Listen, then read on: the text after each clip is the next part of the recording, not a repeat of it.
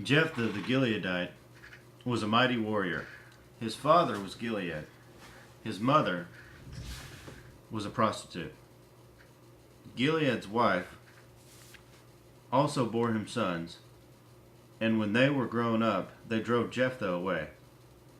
You are not going to get any inheritance in our family, they said, because you are the son of another woman. Then Jephthah fled from his brothers and settled in the land of Tob, where a group of adventurers gathered around him and followed him. Some time later, when the Ammonites made war on Israel, the elders of Gilead went to get Jephthah from the land of Tob. Come, they said, be our commander, so we can fight the Ammonites.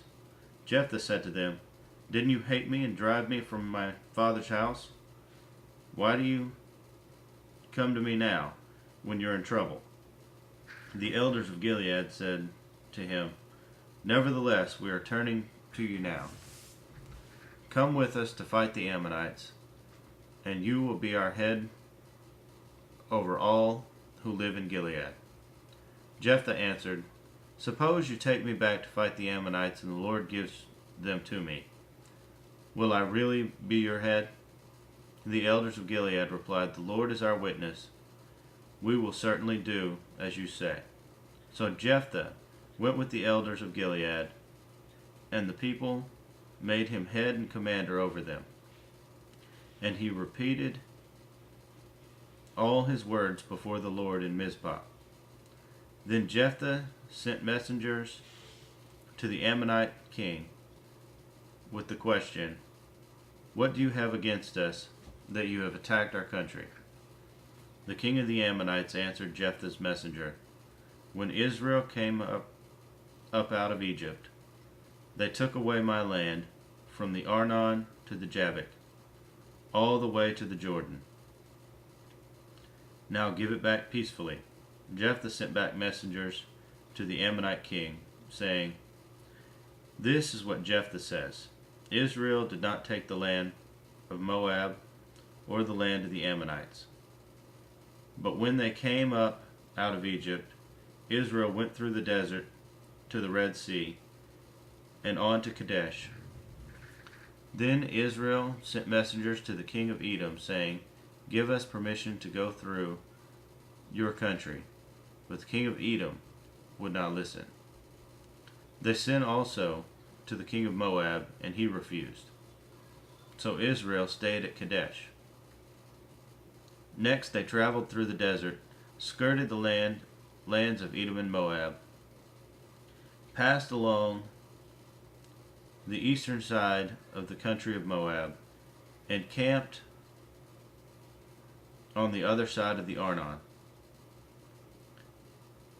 They did not enter the territory of Moab, for the Arnon was its border.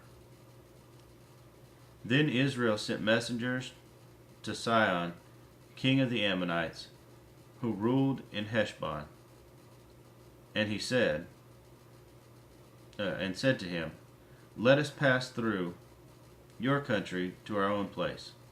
Sihon, however, did not trust Israel to pass through his territory. He mustered all his men and encamped at Jahaz and fought with Israel. Then the Lord, the God of Israel, gave Sihon and all his men into Israel's hands, and they defeated them.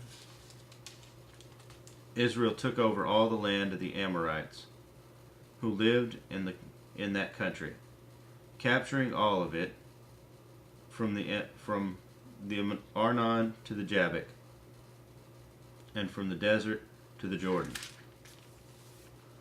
Now since the Lord, the God of Israel, has driven the Amorites out before his people Israel, what right have you to take it over? Will you not take what your God Chemosh gives you? Likewise, whatever the Lord our God has given us, we will possess. Are you better than Balak, son of Zippor, king of Moab? Did he ever quarrel with Israel or fight with them? For 300 years Israel occupied Heshbon, Aroer, the surrounding settlements, and all the towns along the Arnon. Why didn't you retake them during that time? I have not wronged you, but you are doing me wrong by waging war against me. Let the Lord, the judge, decide the dispute this day between the Israelites and the Ammonites. The king of Ammon, however, paid no attention to the message Jephthah sent him. Then the Spirit of the Lord came upon Jephthah. He crossed Gilead and Manasseh, passed through Mizpah of Gilead, and from there he advanced against the Ammonites. And Jephthah made a vow to the Lord, if you give the Ammonites into my hands, whatever comes out of the door of my house to meet me, when I return in triumph from the Ammonites, will be the Lord's, and I will sacrifice it as a burnt offering. Then Jephthah went over to fight the Ammonites, and the Lord gave them into his hands. He devastated 20 towns from Aroer to the vicinity of Manith, as far as Abel Karaman. Thus Israel subdued Ammon. When Jephthah returned to his home in Mizpah, who should come out to meet him but his daughter, dancing to the sound of tambourines? She was an only child. Except for her, he had neither son nor daughter.